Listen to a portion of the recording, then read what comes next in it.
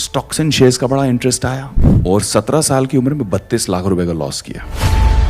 By the time I was 19 मैंने उसका double recovery कर लिया। पिताजी टेंशन में मुझे एक दिन बुलाया, बोला ये तेरे पास इतने पैसे कहां से आ रहे हैं, तू कोई गलत काम तो नहीं कर रहा है?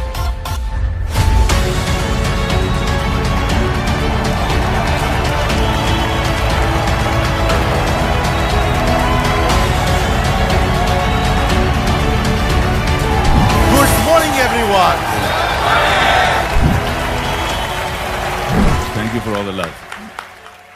तो आज यार थोड़ी बातें करेंगे, थोड़ी सी मैं आपको अपनी कहानी शेयर करूंगा। मैं पढ़ाई कर रहा था मेयो कॉलेज अजमेर में, जो बहुत स्ट्रिक्ट बॉयज बोर्डिंग स्कूल है अजमेर में। अब बॉयज बोर्डिंग स्कूल में दुनिया इतने में सीमित थी, वही 300 एकड़ का कैंपस, उसी के अंदर खाना पीना कपड़े जूते जो चाहिए होते थे, जाना पड़ता था, साइन करना पड़ता था, बिल पहुंच जाता था पिताजी को। हमें तो कुछ समझ नहीं आया दाल आटे का भाव, तो हम तो ऐसे ही ले लेते, भैया 2 टी-शर्ट देना 2 जूते देना, यही करके ले लेते थे स्टोर से। तो बाहर का एक्सपोजर जीरो। अच्छा, हम निपटा के जब बंबई पहुंचे, अब पिताजी के साथ मैंने आने के बाद कहा कि पॉकेट मनी क्या होनी चाहिए। तूने कहा 500 रुपये बहुत है। पिताजी बहुत ही ज्यादा उसूल वाले, आदर्श वाले, 500 रुपये ही मिलेंगे, उससे ज्यादा कुछ नहीं मिलेंगे, और चाहिए तो खुद कमा लो। अब उन्हें कह तो दिया और चोट भी लगी बड़ी गहरी। पहले का बस से जाओ कह रहे हैं, ट्रेन से जाओ कह रहे हैं, फिर उसके ऊपर बोलते हैं 500 रुपये मिलेंगे और कुछ। मैंने कहा 500 रुपये भी आप ही रख लो, नहीं चाहिए। बड़े एटीट्यूड में पंजाबी स्टाइल में दिल बड़ा करके बोल के आ गया मैं। अब हालत खराब, अगले सुबह कैसे पहुंचूंगा कॉलेज। एक आध दिन तो किसी दोस्त से पूछ लिया, भैया लिफ्ट दे दे, ये कर दे वो कर दे। रोज का मैनेजमेंट कैसे होगा भैया। चल के जाना पड़ा मुझे भाई, मेरे यहाँ से घर से चल के जाना पड़ा। रियल फाका जिसको कहते हैं, बिल्कुल जेब में कुछ नहीं।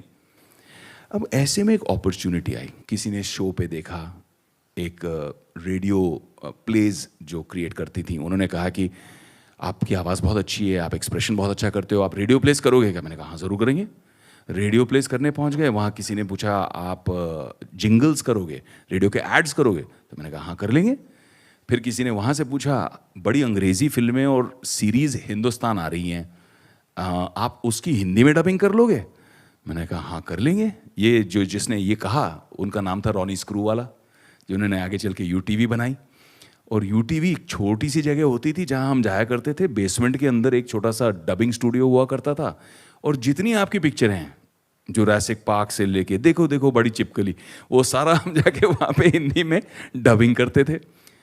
और भाई ऐसा हुआ कि महीने का 40-50 हज़ार कमाने लग गया आपका भाई।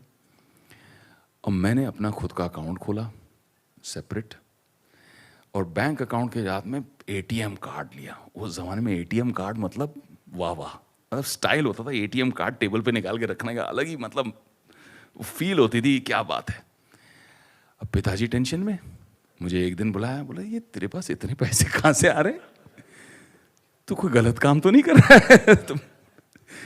और फिर उनको मैंने समझाया बताया। अब जब कैपिटल बनने लग गया, चैप्टर 2 12वीं में सब्जेक्ट चूज करना था, हमने बहुत सोचा बहुत समझा कि इकोनॉमिक्स करना चाहिए। क्यों इकोनॉमिक्स करना चाहिए? क्योंकि पूरे कॉलेज में सबसे खूबसूरत टीचर इकोनॉमिक्स की है। हम पहुंच गए इकोनॉमिक्स करने, पर एक्चुअल रुचि आई, लड़की का नाम रुचि नहीं था, एक्चुअल इंटरेस्ट आया कि किस तरह से इकोनॉमिक्स वर्क करता है। जहां हम रोज वड़ा पाव चाय पीने जाते थे, सदा नाम था उसकी, छोटी सी पान बीड़ी की दुकान थी, उसके बगल में हरी भाई थे जिनकी चाय वड़ा पाव की दुकान थी। उनसे हम पूछने लगे भैया आप कैसे करते हो बिजनेस बताओ। और जो अंदर क्लासरूम में सीख रहे थे उसको हमने इनके बिजनेस में अप्लाई करना शुरू कर दिया कि कितना किताबी है और कितना प्रैक्टिकल। तो स्टॉक कैसे करते हैं, कैश फ्लो का मैनेजमेंट कैसे करते हैं, ये सारी चीजें वहां से सीखी। और देखते ही देखते माइक्रो फाइनेंस शुरू कर दिया। यानी कि कॉलेज के जितने लोग थे उनके बिजनेस मॉडल को समझना। कोई डोसा वाला है, तो कोई वड़ा पाव वाला है, कोई चाय वाला है, कोई सैंडविच वाला है, किसी की पान बीड़ी की दुकान है। इन सब का मॉडल समझ के इनको फाइनेंस करना और एक हेल्थी वे में प्रॉफिट शेयर लेना, ना कि उस जमाने में जो होता था 7-8% पर मंथ चार्ज करते थे इनफॉर्मल फाइनेंसिंग, क्योंकि फॉर्मल फाइनेंसिंग तो थी ही नहीं, बैंकिंग थी ही नहीं। तो एक टाइम ऐसा आया जब तक मैं ग्रेजुएट हुआ कि जो पूरे कॉलेजेस के सामने जितनी दुकानें थी सबके साथ मेरा अकाउंट चलता था, सबके साथ मेरी फाइनेंसिंग चलती थी और सबके साथ बाइक खाता बना के रखा था। यहां से ऑलवेज फॉरवर्ड प्रोग्रेशन कि क्या नेक्स्ट, क्या है व्हाट नेक्स्ट। और व्हाट नेक्स्ट में जापान का एक बहुत सुंदर शब्द है भाई, काइजेन, कांस्टेंट इंप्रूवमेंट, कि आगे क्या और क्या बेटर और क्या बेटर हो सकता है। लाला जी की तरह रिलैक्स नहीं करना हमको कि भाई हो गया, चलो ठीक है सब चल रहा है, अब छेड़ो मत। आगे क्या, नेक्स्ट क्या, ग्रोथ कैसे होगी। उस ग्रोथ की फिराक में आगे बढ़े। स्टॉक्स एंड शेयर्स का बड़ा इंटरेस्ट आया, स्टॉक लगाए, लोगों के कहने पे टिप विप किए और 17 साल की उम्र में 32 लाख रुपए का लॉस किया। ऐसा लग रहा था हाय हाय, वो फिल्मों में चूड़ियां उड़ियां तोड़ते ना, वैसे लग रहा था मुझे कि ये क्या हो गया, मेरा पूरा कैपिटल इरोड हो गया भैया। जितनी मेहनत करके इतना कुछ किया था, क्रिएट कमाया था, इतना मल्टीप्लाई किया था, वो सब खत्म हो गया। I lost a lot of money. Then I did it the right way, apprentice किया, जाके किसी के अंडर सीखा, पूरा सिस्टम समझ में आया और फिर मैं कहा कि इसको मैं रिकवर करूंगा। By the time I was 19 मैंने उसका डबल रिकवरी कर ली। कमोडिटीज में जाके काम किया, बट इस टाइम सोच समझ के पहले जाके अप्रेंटिसशिप की, कोई ईगो नहीं, नौकरी की तरह जाके वहां पे मेहनत की, समझा, सीखा, फिर कमोडिटीज का मार्केट समझ के उसमें कैसे कमाया। उसके बाद 19-20 साल की उम्र में I set up my first technology company और 19-20 साल की उम्र में मैंने ऑलमोस्ट 12 करोड़ रुपए रेज किए। तो ग्रोथ इस तरह से हुई लाइफ में। तो फाइनली मैं ये कहना चाहूँगा आप लोगों को कि my personal experience has taught me, और मैं हमेशा अच्छे लोगों से, बड़े लोगों से, जो आप बड़ा बिजनेस में भी करते हो, बिलियनर प्रोफेसर्स को लेके आते हो, तो मेरे लिए भी कुछ लाइफ के ऐसे अच्छे बिलियनर प्रोफेसर्स बन गए हैं जो कुछ समय देते हैं और उनका समय बहुमूल्य है मेरे लिए। मैं अभी रिसेंटली मुकेश भाई अंबानी से मिला और जब भी उनसे मिलता हूं तो वो हमेशा कुछ ऐसी बात करते हैं जिसका कोई इल्म ही नहीं है मुझे, कोई नई टेक्नोलॉजी, कोई नया फ्यूचर। जिस आदमी के पास इतना स्टेडी बिजनेस चल रहा है, इतना सॉलिड एनर्जी का बिजनेस है, टेलीकॉम का बिजनेस है, वो आगे ऑलरेडी सोच रहे हैं what next for the group, what next for the company, what's the future, what's the next technology. इस तरह का एक्सपोजर मिलना बहुत अच्छा है। तो अंत में यही कहना चाहूँगा मेरे भाई कि मैंने लाइफ में कुछ उसूल अपने भी रखे हैं। जब भी पैसा कमाया तो उस पैसे का कोई अच्छा काम ज़रूर किया, ये लॉस नहीं है आपका। तो बिजनेस तो बड़ा करो ही, क्योंकि हम धंधा तो सब कर लेते हैं, बट आई थिंक जो डॉक्टर विवेक बिंद्रा कर रहे हैं, जो बड़ा बिजनेस की टीम कर रही है, वो लोगों को धंधा से बिजनेस तक लेके जा रही है। बहुत फर्क है। धंधा सब कर लेते हैं, गल्ले पे बैठ के कोई भी धंधा कर सकता है, बट धंधा को बिजनेस बनाना वो बहुत बड़ी बात है।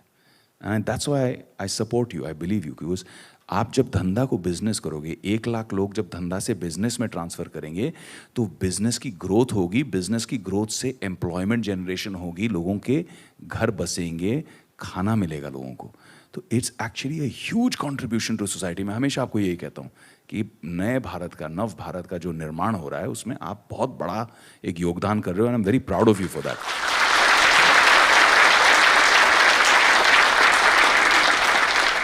I have a question from you. मैं ये जानना चाहूँगा और सब ये जानना चाहेंगे, फ़ायदा होगा कि आप एक स्टार्टअप को मेंटर करने से पहले, उसमें इन्वेस्ट करने से पहले, उसमें अपना समय देने से पहले, उसको बड़ा करने का डिसीजन लेने से पहले, आप what all do you see? क्या 5-7 चीज़ों का ध्यान रखते हैं कि यार ये अगर कंपनी में होगा तो मैं उसमें आने को तैयार हूँ और उसको बड़ा करूँगा? बहुत बहुत बढ़िया सवाल है। तो कोई भी बिजनेस, चाहे वो स्टार्टअप कंपनीज हो, चाहे वो ट्रेडिशनल फैमिली ओन्ड बिजनेसेस हों जो 2 साल, 3 जनरेशन, 4 जनरेशन चलते आई हैं, जिनको हम पब्लिक ले गए हैं, IPO ले गए हैं, कोई भी बिजनेसेस में कुछ चीज़ें मेरे लिए बहुत मायने रखती हैं। फर्स्ट कट, तह तक जाना तो बाद में होता ही है, हर चीज़ की आप डिटेल्स देखते हैं, आप अकाउंट्स देखते हैं, एनालिसिस करते हैं, बट जो इनिशियल चीज़ें हैं, जो इमीडिएट इंपॉर्टेंट चीज़ें हैं, फर्स्ट कट, सुपरफिशियल लेवल पे, पहला और सबसे अहम, फाउंडर कौन है, बिजनेस चला कौन रहा है, उसका माइंडसेट क्या है, उसकी स्टेबिलिटी क्या है, उसका बिहेवियर कैसा है, समझने की कोशिश करते हैं। क्योंकि जब आपसे कोई मिलता है बिजनेस के लिए तो वो आपका बेस्ट बिहेवियर ही प्रेजेंट करता है, लेकिन उसके बारे में लोग क्या कहते हैं, मार्केट क्या कहता है, सप्लायर्स क्या कहते हैं, उसके वेंडर्स क्या कहते हैं, हम उसकी पहले एनालिसिस निकाल लेते हैं कि how is his credibility, mindset कैसा है। तो first most important thing is आप अपने बिजनेस के खुद ब्रांड एम्बेसडर हो, यू आर दैट बिजनेस। तो आपको वो ईथॉस, वो माइंडसेट उसमें सिर्फ धंधे में नहीं अपने आप में भी मेंटेन करना है। इसीलिए आज टाटा ग्रुप की इतनी रिस्पेक्ट बनी रहती है, जबकि इतने सारे ऐसी फैमिली ओन्ड कंपनीज हैं भाई जो सेकेंड जनरेशन थर्ड जनरेशन तक खत्म हो जाती हैं, फिनिश हो जाती हैं, बट इन्होंने एक इथॉस मेंटेन रखा। तो first thing is the founder और the owner. Second thing is the environment. क्या ये सनराइज सेक्टर है या सनसेट? क्या इसके अंदर ग्रोथ पोटेंशियल है या नहीं? आप मेरे पास आओगे इंटरनल कंबशन इंजन रिलेटेड कोई बिजनेस लेके, मैं बोलूँगा नो, क्योंकि मुझे पता है कि आज धंधा है लेकिन डिप्लीटिंग है, डाउन जा रहा है ये।